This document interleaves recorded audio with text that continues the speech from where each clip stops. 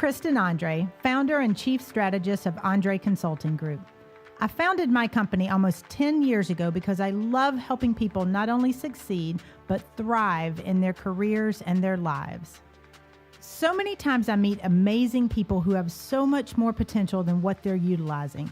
As I engage with them, there seems to be a common theme: the limits they place on themselves. Throughout this podcast series, we're going to visit some incredible people who have created more intentional lives for themselves, those who've had that no limits moment where they chose to grow and they put things in motion to help them do so. We will focus on how you can break through limits. We will equip you with strategies to help you lead a more intentional life, and we will have a lot of fun along the way. So let's dive in.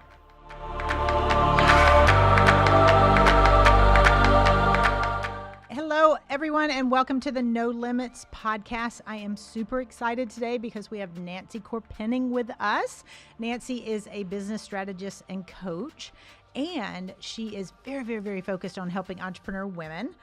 Aside from that, she has a really very successful background in corporate. So today, she's going to share a lot with us about corporate and the entrepreneur side. And one of the things I think is really cool about your background is you were one of the pioneers of WebMD. Which I remember that when it first came out, I was like, this is the coolest thing ever. So you had a big role in launching that. So very excited to tap into your online knowledge as well. So. It's probably been long enough now that the stress has subsided. When it first came out, though, I just remember thinking that was the coolest thing. I mean, I think I thought I had every disease out there. So it was a great resource. All of us who worked there acquired every illness that we wrote about. You'd have to. Absolutely. It's kind of called medical student syndrome. Yep. It was lots of fun, but that was my first startup, and what a first startup. Wow. I didn't realize it was your first one. That's a pretty good startup to have. Yeah. I'd always worked in big old corporations, Time Warner and Times Mirror. And so doing the WebMD thing was a number of leaps of faith. Sure. Because I didn't know a soul in Atlanta when I moved here. And this was my first gig back after taking a midlife sabbatical and joining the Peace Corps. And so I was just back from Papua New Guinea, where I spent. Oh my gosh. So very boring life you were leading here, Nancy. Yeah, really. Yeah, there's not much to it. It's pretty straight line. But I tell people I could never have done a .com startup without first having learned how to live and work in a developing country. Right. Because they don't plan anything. It's all reactive at the moment. And that was 180 degrees different than what I was used to from 20 years in corporate America. Right. I mean, that's definitely a roll with the punches type of environment for sure.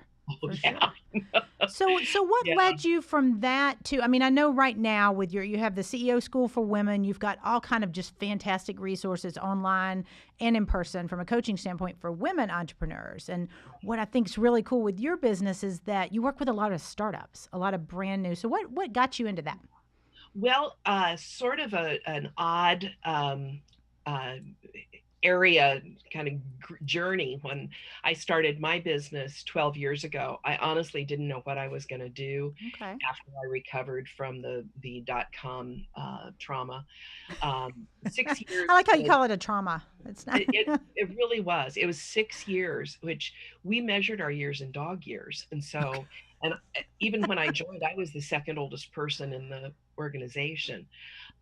Most people had never had a job before. So. Oh, wow. I was literally referred to as the left brain. Yeah. Okay. And I don't think of myself as particularly left brain, but there were no policies or procedures. And so that was part of it. But my first big thing was, and how I got involved in it is that my entire corporate career had been spent in professional medical publishing, where I published books and journals written by physicians for physicians. Okay. Loved medicine, loved my docs. I had, as I said, 20 years of relationships in medicine. And that was really why WebMD wanted me. Okay. That makes You know, sense, though. It makes my sense. relationships, Yeah. yeah, relationships matter, and are an asset that, we don't always think about, but that made a huge difference. The first thing I did was to assemble a medical advisory board. And this was in 1999, which we can't even think of now. No. But the medical community didn't think that this internet thing, and certainly not getting information on the internet, was going to work out. Isn't that crazy to think? Because that was, I mean, just shy of 20 years ago. And I Right. remember that because I remember thinking, this is Mhm. really, I mean, that's back when we were still calling it the interwebs. We'll look at the Yes. interwebs and get some The World information. But Wide Web. exactly, exactly. I Well, was and saying that recently. I was like, www. And people are like, you don't have to say that anymore, right? And I'm like, okay, good to know. Good to know. But all right, so that's, I mean, you were a pioneer in that field. Is that part of what made you kind of gravitate towards people branching out and doing something new or doing something on their Not own? not at all. Really? Okay. I literally sort of followed my nose. I did something I've never done before, and that is I just decided to push the eject button from WebMD without having anything in mind. I No just said, safety I net, have to nothing. stop this. Okay. And I'd been commuting for 3.5 years between Atlanta and New York, and I had like lost a whole year in there at least, because when people would ask me, I'd say, yeah, I've been doing it for 2 years, and they're like, seems longer than that. Wow. But anyway, I literally started out by asking friends and business friends and family, what do you think I should do? And I kept hearing the same thing. You have such a broad business background. You ought to work with small businesses. And I I did not have the first clue about what a small business was. I had totally drunk the corporate Kool-Aid, Right. with a little, extra caffeine push from the dot-com world, where I watched Stupid Money. I Oh, I'm remember Guy sure. Code, Yeah. and we had a $2 billion market cap. And I said, Wow. but there's nothing there. There's nothing there. Yeah. What are you Yeah. doing? So what? I mean, but that's a big, bold move. I mean, I love the way you put it. Hit the eject button. Yeah. And a lot of us that have worked in corporate and decide to branch out on our own, especially people like me. I'm a planner, so Yeah. when I decided to branch out on my own, I had 87 steps written out before I hit the eject Right. button. And that was my typical approach. But, other things came into play, and I just said, I have to stop this now. Now, would Or you consider yourself, or and thinking about other clients that you work with that hit the eject button really abruptly, would you consider yourself a big risk taker, or was this a little bit out of character for you or for others who've done that? I'm a bigger risk taker than I knew I was. Okay. First of all, when you leave a very high-powered job after lots of success, I had this gorgeous condo on, Boston Harbor. Oh, I was editor in chief at Little Brown, and I pushed the eject button there to go into Peace Corps. So I think I have yeah. a high risk. Yeah, I would say that's pretty risky, Nancy. Yep. and And but when I came home, and I kind of didn't know what to do, I called one of my very best friends from publishing, and he was the one who said, there's a lot of stuff going on in the what is now called digital, but I think then it was the electronic yep. area, and they need you. And so Yeah. it just so happened that a mutual friend connected me with Nan Forte, who was the person who started the content end of things and really launched the consumer website Okay. for WebMD. And she and I had known of each other since we had both previously worked for Time Warner companies. And we were like, separated at birth. Yep. Yeah. And that was kind of cool. It was really, really neat. I literally came down to Atlanta for a second interview, and she said, can you take this meeting in my office? I've got somebody here, and I really need you to talk with them. And I was like, yeah, but don't you want to be there? Right. I don't work for you yet. She said, oh, yeah, you do. Go Yeah, ahead. she just hired you on the spot. All right, so with all that corporate experience and all of that, because a lot of the people that I come across or that I've worked with or even friends of mine, that hit the eject button or want to hit the eject button, they're scared to. And it takes them a while. It takes them a while to get there. I mean, when you're talking with somebody, because I know a lot of your clients are startups, when you're talking with somebody who's not quite hit that eject button, what are you telling them? What are you telling them to think about? It's basically what I tell everybody, and that is start off with figuring out where you want to go. What do you want your life to look like 5 years from now? Paint a picture. Okay. Write down words, do a vision board. There are all kinds of different exercises. I have an 8-week course called the Entrepreneurial Vision Quest. And it really makes you look at your life and what was good and what was bad, and try to figure out where you work most effectively. I use, there are lots and lots of different assessments out there. And I actually use one particularly with my clients who are transitioning, called the Berkman method. And it is the most phenomenal assessment. What's it diving into particularly? The thing that makes it most different is that in addition to helping you identify what your strengths are, it also talks about your needs and what happens when your needs in all these different areas are not met. And that turns into stress behavior. Okay. And sometimes that's very counterproductive. A lot of times it's very counterproductive. Yeah. So really becoming a lot more self-aware, understanding what kind of environment you work best in. Okay. And that is something new I've learned over the last decade, because I'd never been exposed to that before. But it is a wonderful way to start if you kind of don't know what you want to do, except not be here. Right. And I think that's a good point, because so many people that decide to launch their entrepreneurial careers they're not necessarily moving towards something, they're moving away from something they didn't necessarily want in an environment they didn't want to be in. Yeah, I certainly was. And I think that one of the things that I tell everybody is, when I did this, I made every single mistake in the book.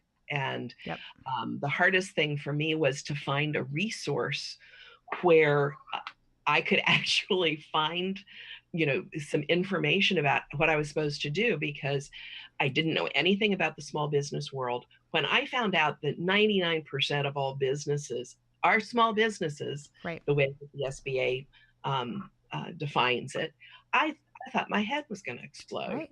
I had drunk the corporate Kool-Aid and really was just stunned. So I've gone from being completely ignorant and a corporate kid to becoming this evangelist for small businesses, and particularly for small business owners on whose backs this country was built. Absolutely. I have not been aware of that. Yeah, and I love that. I love, like you said, you're an advocate for that, and you love the small businesses. So we're going to take a quick break, and then when we come back, what I want to do is, Nancy, I want you to walk us through some habits, some life hacks, some things that you work on with your startup entrepreneurs, and let's give them some tips.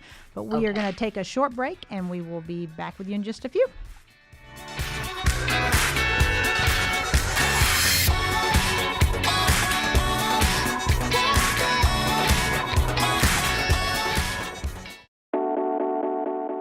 Hey everyone, it's Kristin. Be sure and visit my website at www.andreegroup.com. That's www.andreegroup.com.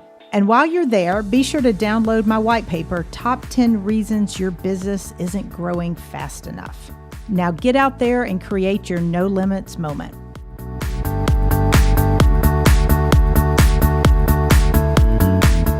Welcome back to the No Limits podcast. We are talking with Nancy Chorpenning. And just before the break, we were talking about your transition from corporate to entrepreneur and more specifically working with entrepreneurs and startups. So my question for you is, as people are embarking on a new venture, an entrepreneur venture, What do you tell them to do to kind of get control of everything? Because I think so many times we've got a million things coming at us, and some things we're good at and some things we're not. So, how do you coach your entrepreneurial clients to make sure their days are efficient and that they're getting everything they need to do and focusing on the right areas? Well, planning is at the heart of everything that we do, and I come by that honestly. I tell people I wasn't raised; I was managed up, Okay. I because like that. my dad was a corporate guy, and he was a sales and marketing guy, and so every Saturday, I thought every 5-year-old on Saturday mornings sat at the kitchen table and wrote their goals for the week. I thought that I That didn't know that was didn't happen either. And we did that at yeah. my house too. Yeah, Yeah. and it changes the way you think. That is why you're a planner today and I'm a planner. Yeah. Yeah. I started my business saying, I'm going to help small businesses plan. And the first year, I did not meet a single business owner who had a written plan. Doesn't that just I'm see like, that's shocking to me? And I agree with you because I see people and they just kind of ready, fire, aim, and they just go after it without a plan. just freelance, Yeah, which It- is it doesn't. yeah, I think I that's how can't people get are out of bed working, in the but morning without a plan. I mean, seriously, my husband will look at me and goes, "You're planning, aren't you?" you're like, I do. Yes, and as Yep. soon as I have a Yep. plan, the feet will hit the floor. Yep. But no, I think that the planning process, and I actually created a planning funnel. Out there are all these sales funnels and this, that, Right. and the other. Right. I have a planning funnel, and where you start at high level 30,000-foot view, and that is your vision. What do you want? And that question sounds so easy until you sit down and try to write it out Right. and you get challenged on it. Say, tell me more about that. Why are you doing that? So I think coming up with a vision of where you personally want to be and what part of your life is your business or your career. Some people, again, like we were saying, who just want to get out of a bad situation, Right. um, haven't thought that through as I had not.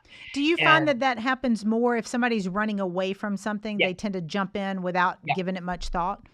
absolutely. Okay. But yeah, because nowadays, and I think this is a shift that's taken place over the last, I've really seen it shift in the last 5 or 6 years, and that is people starting their business before they leave their full-time gig. Well, that's the side hustle mentality, and I know you describe yourself as a millennial in a boomer body, which I love. Millennial mind and a boomer Yeah, body. but the millennials, that's what they all do. They all have side hustles, Yeah, and so you hear that all the time. It's do this on the side while you're doing that. So, are you seeing a lot of that from yeah. just millennials or everybody else? No, I generally work with people who are sort of, 30s and 40s, Okay, and for them, this is all new. And basically, I encourage them to try this. okay, It's the lean startup approach, and where they do a lot of testing. First of all, figuring out,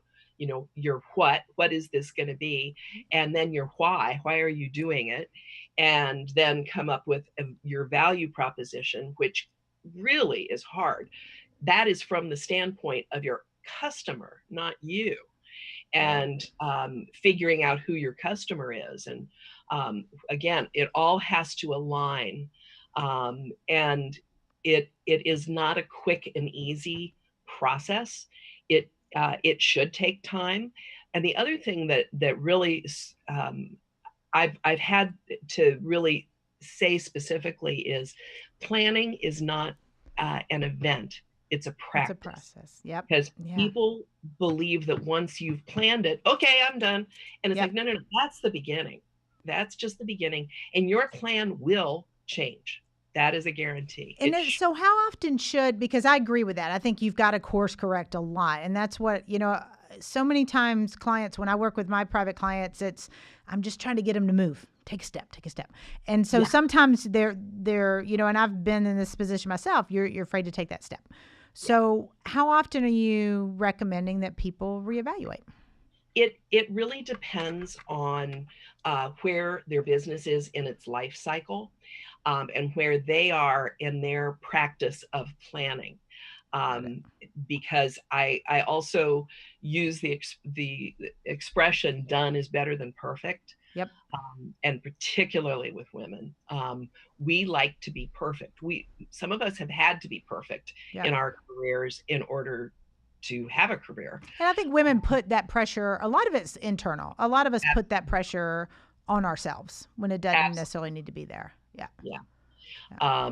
And so once you have a business going, then I encourage people to review monthly. And we use a very simple process that is called the 5-step practically painless business plan. I like the practically painless piece. Yeah, Okay. it's simple but not easy. It is all on one page, and it Okay. includes everything from that 3 to 5 year vision Yeah. all the way to what your goals are for this month. And we have smarter goals, which are kind of like Kind SMART of like goals. smart ones. It includes accountability, meaning who is going to accomplish Right. this. And the ER at the end of SMARTER is evaluate and reevaluate, I like because that. things change. They do. They And do. we really have to, it can be external, it can be internal. Just as a case in point, I've had to postpone or just delay my launch a little bit this year because January comes. My husband and I get home from our Mexico vacation. I hop out of bed the first thing, and my back just about killed me. And it took several weeks to get to the point where I could do anything other than take stupid drugs and lie in bed. Which, And that could be a vacation in itself, but yeah, you but have to actually, course correct. You're right. You've got to be willing to adjust. yeah, you have to adjust. You have to be flexible. And not everybody is right to start a business. The Right. other thing that I see a lot is people who aren't building a business, they're building a job for themselves. Right. And that's fine as long as you understand the difference and why you're doing that. If you are risk averse, and you have a skill that is marketable, I can understand why you'd Yep. want to build a job for yourself. That's what I did when I first started in being a consultant to small businesses. Right. It was so time intensive, that I figured out pretty quickly this is not scalable.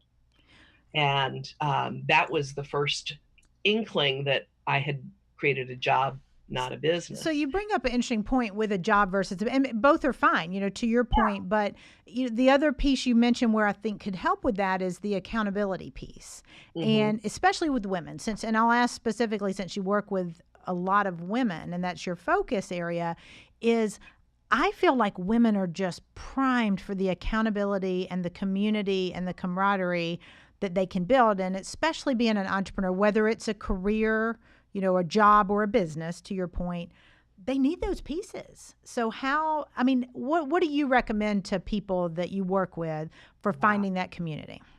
Um, First of all, to acknowledge that a community is essential. In our CEO School for Women, which is a learning community, and peer mentoring, the first thing is to recognize that nobody can do this all alone all the time. Right. And our motto in CEO School is never underestimate the value of a circle of women. This was again a new learning for me when I first started my business. I come from a corporate environment Yeah. where there was a lot of competition, that I think continues to be set up, for not only women but any of the others, people of color, different gender identities, anybody who is not a white male, and is very often othered in a corporate environment. And so there would be one position for a woman. Right. And what that does automatically is it pits you against all your peers. That's that is really counterproductive. Yeah. But it was real. It definitely is, and having been in corporate myself, I agree. I was in a male dominated industry, so completely agree with you. And I feel like women have business owners or corporate, we have an opportunity to build that community. And especially you have to have it when you're an entrepreneur or running a business, but at the same time, you need it in corporate too. So the opportunity, I feel like, for everyone, but especially for women, is that we find that community. And so it's, it's an area we need to focus on more, I think. And one of the things we'll talk about, we're going to take another short break. And when we're back, at the end of every podcast, I like to wrap up with a challenge to the listeners. So we'll talk about this and see what challenge you give them. But I'm kind of feeling it might be something around this community. So we will take a short break. We'll be right back with Nancy Chorpenning, and we'll talk to you in a few.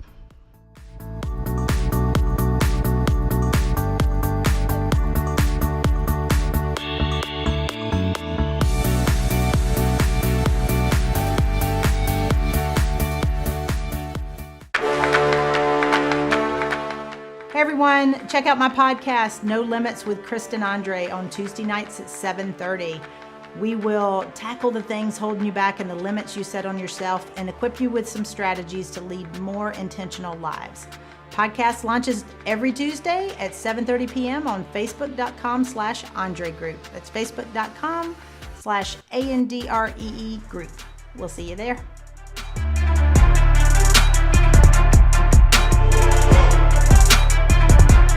Okay, we are back with the wrap-up of our No Limits podcast. We're talking with Nancy Chorpenning. And just before the break, we were talking about vision and community. So Nancy, what parting tips or advice do you have for both entrepreneurs and corporate people that are out there listening? Sure. I think that one of the things that each of us needs to do is to really clearly identify what our individual dream is. And it's the dream for our life as well as the dream for our business life. As I was telling Kristin earlier, that was one of the reasons I went into Peace Corps. Is I came to a point in my corporate work where I had been very successful and I'd achieved everything I set out to, but I wasn't happy. And what I came to understand was I was living someone else's dream for me, not my own dream. And I needed time to figure out what my dream really was. If you asked me then, would it be running a business? It'd be probably not. But if you look at all your experiences and you have an idea of what outcome, what destination, what is your North Star, that's going to help you. And understanding that can and will change over time. Which I think is a huge point. It really does. It's and then the other thing that I've learned more recently is the power of a circle of women. And that really was a surprise to me. It's the first thing I did when I started my business was I discovered I was incredibly lonely. And it didn't matter that I didn't have a huge staff, just a few people. I couldn't talk to the few employees I did have. And because there are things that you need to own as a business owner. Right. And I discovered a group of other women business owners, and in NABO, the National Association of Women Business Owners. And from that, I learned the value of a circle of women. They were so generous with me. That's where I learned about small businesses. They told me what their challenges were. And by listening to them and understanding what they were trying to do, I was able sometimes to sort of fill in the blanks and say, well, have you ever tried this with some of my previous experiences? Right. Probably more of my experiences from Peace Corps than anything else. That's where I learned about sustainability and scalability. Which is surprising. Yeah, I like that. It's probably true though. And what I love about your example, whether it's through NABO or just a group you find on your own, it's the word community.